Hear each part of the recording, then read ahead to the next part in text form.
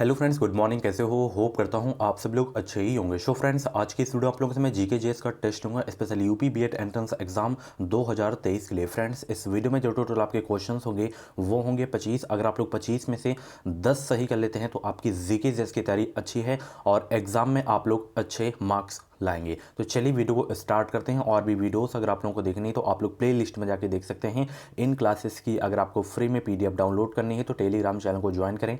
Video description box में आपको link मिल जाएगी, ठीक है। और यहाँ पे डेली क्लासेस का टाइमिंग आप सभी लोग देख सकते हैं। डेली 9 बजे आपकी सामान्य ज्ञान की क्लास चलती है, 1:30 बजे हिंदी, शाम 6:30 बजे सब्जेक्ट एबिलिटी एंड रीजनिंग की क्लासेस चलती हैं। ये कंप्लीट सिलेबस नोट्स है बीएड एंट्रेंस एग्जाम का, इसे आप लोग ज्वाइन कर सकते हैं। सरकारी सीट लेना है तो ये क्रैश कोर्स बहुत ही हेल्प करेगा आपकी तैयारी में।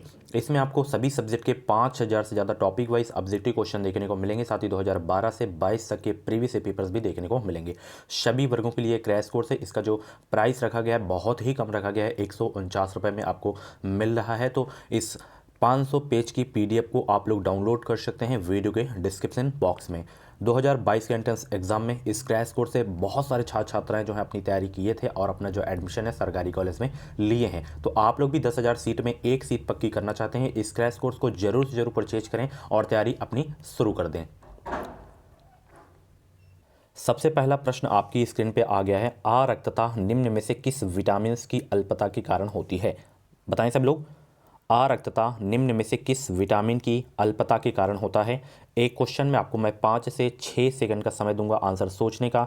ज़्यादा समय चाहिए तो आप लोग वीडियो को रोक भी सकते हैं। और 25 में से जितने भी आपके क्वेश्चंस सही हों कमेंट बॉक्स में अपना नाम और जो है स्कोर ज़रूर बताइएगा।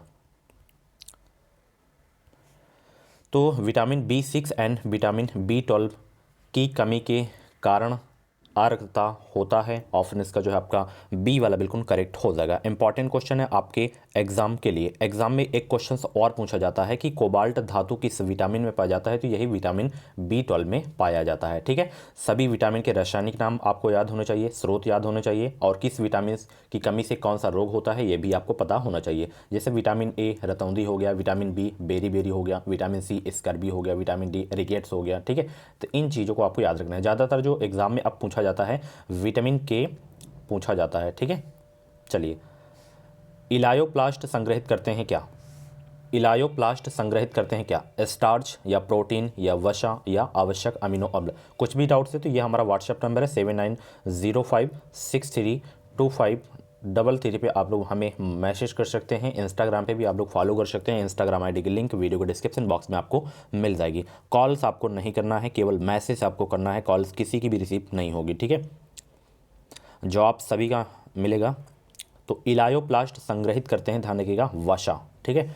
तो दूसरा का जितने भी लोग सी जवाब दिए हैं उनका आंसर बिल्कुल सही हो जाएगा। चलिए, वर्षा ऋतु में लकड़ी से बने दरवाजे के फूलने का कारण क्या है? वाष्पो उत्सर्जन या अंतः शोषण या बहिपराचरण या बिंदुस्वरण?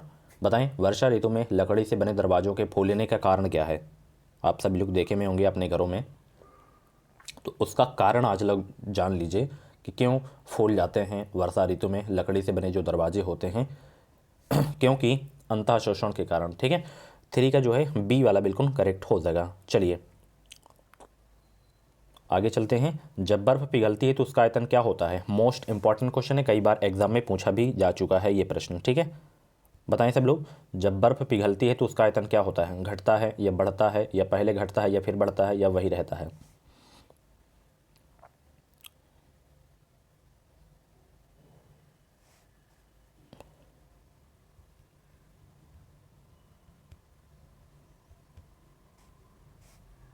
जब बर्फ पिघलती है तो उसका आयतन क्या होता है? तो उसका आयतन क्या होता है? पहले घटता है फिर बढ़ता है। 4 का सी आपका बिल्कुल करेक्ट हो जाएगा। अगले प्रश्न की ओर चलिए। चलिए आगे चलते हैं। पादपों द्वारा वायुमंडल में जल परिवर्धन की प्रक्रिया कहलाती है क्या? बताएं सब लोग, जल परिवर्धन की प्रक्रिया कहलाती है क्या? संघनन या बहना या अवक्षेपण या वाष्पोत्सर्जन?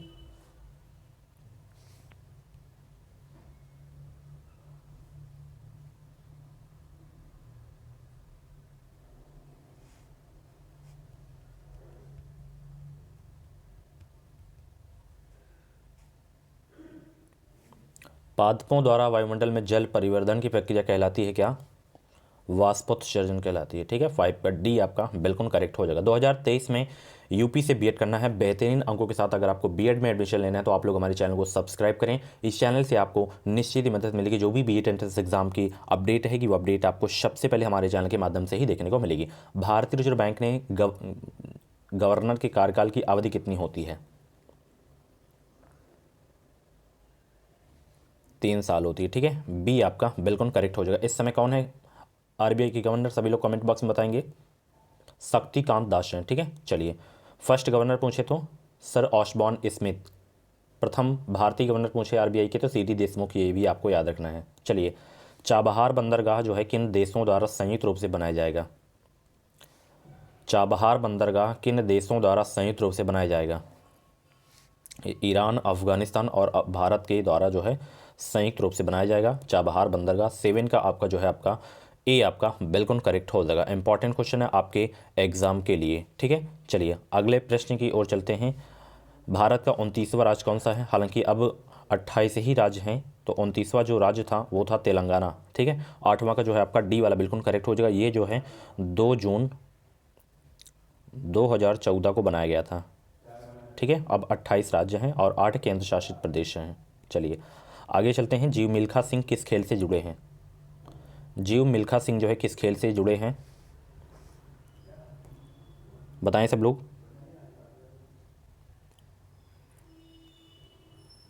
गुड मॉर्निंग सभी को।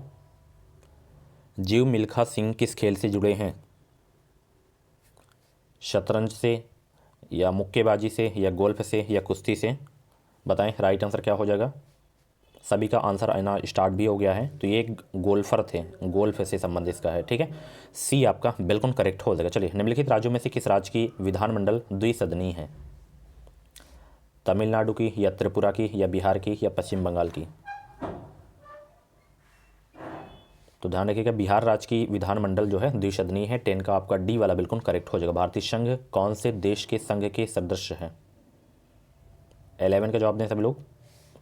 भारतीय संघ कौन से देश के संघ के सदस्य है? संयुक्त राज्य अमेरिका, ऑस्ट्रेलिया, स्विट्जरलैंड या कनाडा? राइट आंसर बताने का प्रयास करेंगे सभी लोग। तो कनाडा देश के संघ के सदस्य हैं। ऑप्शन इसका जो है आपका डी आपका बिल्कुल करेक्ट हो जाएगा। अगले प्रश्न में चलते हैं।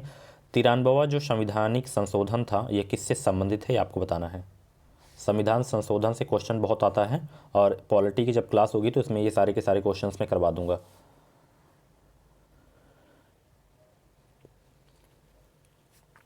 तो शिक्षण संस्थानों में ओबीसी के आरक्षण से संबंध है 93वां संविधान संशोधन। ठीक है, 12 का डी आपका बिल्कुल करेक्ट हो जाएगा। भारत में राजनीतिक दलों को मान्यता दी जाती है किसके द्वारा?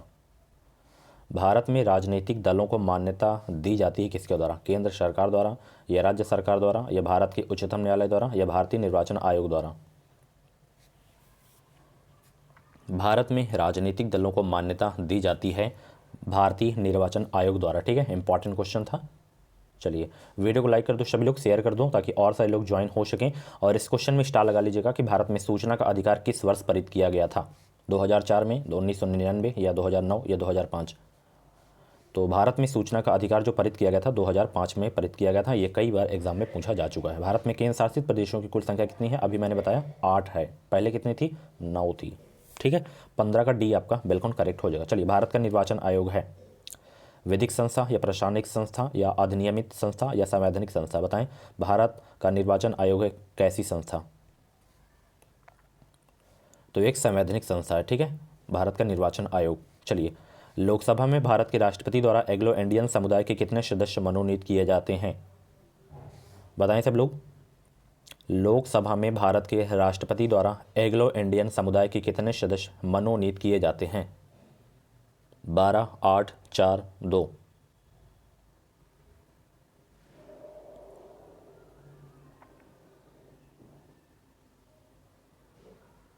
कुछ भी डाउट्स हैं सभी लोग अपना डाउट क्लियर कर सकते हैं लास्ट में। इंस्टाग्राम पे चाहे आप लोग चाहे व्हाट्सएप पे हमें मैसेज कर सकते हैं। तो एंग्लो इंडियन समुदाय के कितने सदस्य मनोनीत किए जाते हैं? 2। ठीक है, डी आपका बिल्कुल करेक्ट हो जाएगा। इंपॉर्टेंट क्वेश्चन था आपके एग्जाम के लिए। चलिए, लोकसभा का प्रोटेम अध्यक्ष नियुक्ति जो है किया जाता है किसके द्वारा? लोकसभा का प्रोटेम अध्यक्ष नियुक्त किया था किसके द्वारा? भारत के राष्ट्रपति द्वारा, भारत के उपराष्ट्रपति द्वारा, या भारत के प्रधानमंत्री द्वारा, या भारत के मुख्य न्यायाधीश द्वारा? लोकसभा का प्रोटेम अध्यक्ष नियुक्त किया जाता है किसके द्वारा? तो ये नियुक्त किया जाता है भारत के राष्ट्रपति द्वारा। 18 का ए आपका बिल्कुल करेक्ट हो जाएगा। भारत के संविधान के अनुच्छेद 70 के अंतर्गत राष्ट्रपति एवं उपराष्ट्रपति की अनुपस्थिति में कौन राष्ट्रपति होगा? भारत के संविधान के अनुच्छेद 70 के अंतर्गत राष्ट्रपति एवं उपराष्ट्रपति की अनुपस्थिति में कौन राष्ट्रपति होगा? लोकसभा अध्यक्ष, या भारत के प्रधानमंत्री, या भारत के मुख्य निर्वाचन आयुक्त, या भारत के मुख्य आयुक्त, सॉरी न्यायाधीश है। 19 का जवाब देने का प्रयास करेंगे तो उस समय भारत के मुख्य न्यायाधीश जो हैं राष्ट्रपति होंगे। ऑप्शन इसका डी वाला बिल्कुल करेक्ट हो जाएगा। पॉलिटी का ज़बरदस्त प्रश्न है, इंपॉर्टेंट प्रश्न है, ठीक है। चलिए, निम्नलिखित में से कौन सा जो है भारत का दक्षिण बिंदु है? मोस्ट इंपॉर्टेंट क्वेश्चन आपके एग्जाम के लिए, स्टार लगा के नोट कर लीजिएगा। निम्नलिखित में से कौन सा भारत का दक्षिण बिंदु है? इंदिरा, शास्त्री, राम या मोदी? तो निम्नलिखित में से जो भारत का जो सबसे दक्षिण बिंदु है वो है इंदिरा पॉइंट, यानी कि इंदिरा बिंदु। 20 का ये जितने भी लोग जवाब दिए हैं उनका आंसर बिल्कुल सही हो जाएगा। स्टार लगा के नोट कर लीजिएगा अगर आप लोग फर्स्ट टाइम इस क्वेश्चन को देख रहे हैं तो। चलिए, भाखड़ा नागल बांध की ऊंचाई है कितनी मीटर? भाखड़ा नागल बांध की ऊंचाई कितनी है? सबसे पहले पता होना चाहिए किस राज्य में है, तो ये पंजाब राज्य में है, ठीक है। किस नदी पर है? सतलज नदी पर है, ठीक है। और ये कितने मीटर का भाई, कितने मीटर का है बताएं? 21 का 226 मीटर, ठीक है। सी आपका बिल्कुल करेक्ट हो जाएगा। अगर पूछे भारत का सबसे ऊंचा बांध कौन सा है तो टिहरी बांध है, और सबसे लंबा पूछे तो हीराकुंड बांध।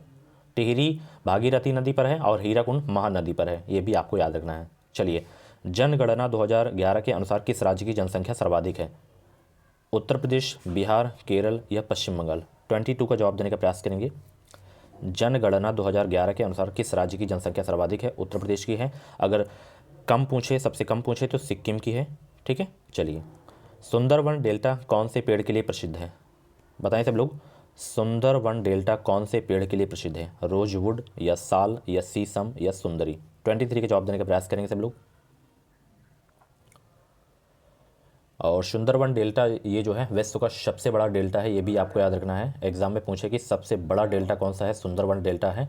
ये किस पेड़ के लिए प्रसिद्ध है? तो ये सुंदरी पेड़ के लिए प्रसिद्ध है। 23 का सी आपका बिल्कुल करेक्ट हो जाएगा।